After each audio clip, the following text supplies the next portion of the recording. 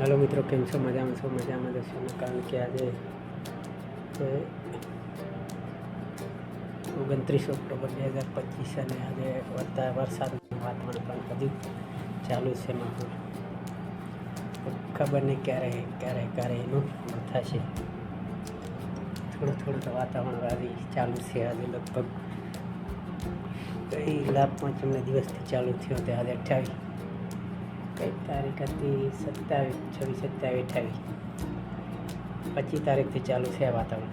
હજી બધી ચાલુ છે વરસાદનું વાતાવરણ. ધીમો દિવાળીને આજ લગભગ 8 દિવસ થઈ ગયા તોય હજુ ચાલુ છે. અને શિયાળામાં ચોમાસું આવ્યું એવું લાગે. ઉનાળે ચોમાસું આવે, શિયાળામાં ચોમાસું આવે, બધો ઘડીઓ ચાલુ થઈ ગયો એવો લાગે. કારણ કે આ વર્ષમાં 5મા મહિનામાં એવું જ થયો હતો. કારણ કે એટલું બધું માવઠું આવ્યું તો ચોમાસા જેવું જ આવ્યું. કારણ કે વરસાદ 2 થી 4 થી 5 ઇંચ જેટલો વરસાદ થયો, લોકોને બહુ નુકસાન કર્યું. અને અત્યારે પાકમાંથી નુકસાન થયું. એટલે આ બધું કળિયુગ જ કહેવાય ને. અત્યારે તો બરાબરની કડકડતી ઠંડી પડી, એને બદલે અત્યારે વરસાદનું વાતાવરણ ચાલુ છે. તો કાંઈ સમજણ પડતી નથી હવે આ કળિયુગમાં શું છે, બધું અવરો હાલે.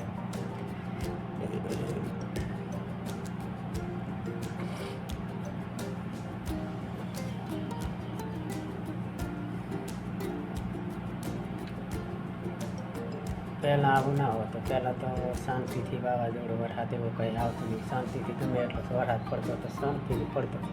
અત્યારે વરસાદમાં કંઈ અવાજ ન હોય, વાવાઝોડું હોય તો બધાને ઉડાડી મૂકે એવું હોય. એ બધું કળિયુગના કહેવાય. શું કહેવાય? વાવાઝોડું આપણને ઉડાડી મૂકે, વરસાદ હોય તો કંઈ ન હોય, ખાલી ઠીક જ હોય, માપનું હોય. શિયાળે વરસારો આવ્યો ને ઉનાળે વરસારો ને ચોમાસું પૂરો જાય એવું બધું છે અત્યારે. કોઈ વખત જરૂરિયાત પૂરતો વરસે ને ના જરૂરિયાત પૂરતો વરસે, એટલે આ બધું કયામતી કળિયુગ જ કહેવાય ને. આવું ક્યાં આપણે કોઈ દિવસ જોઈએ તો પહેલાં.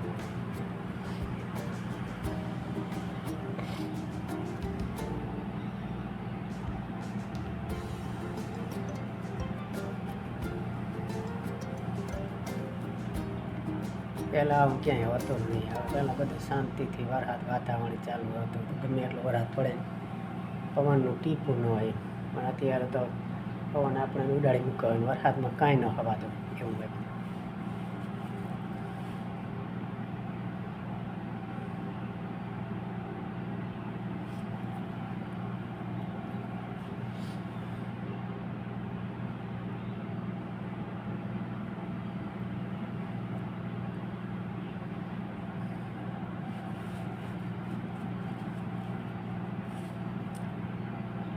છે ભાઈ આ કળિયુગમાં તો કંઈ સમજણ પડતી નથી. અત્યારે શું અવરો હાલે કંઈ નક્કી જ નહીં.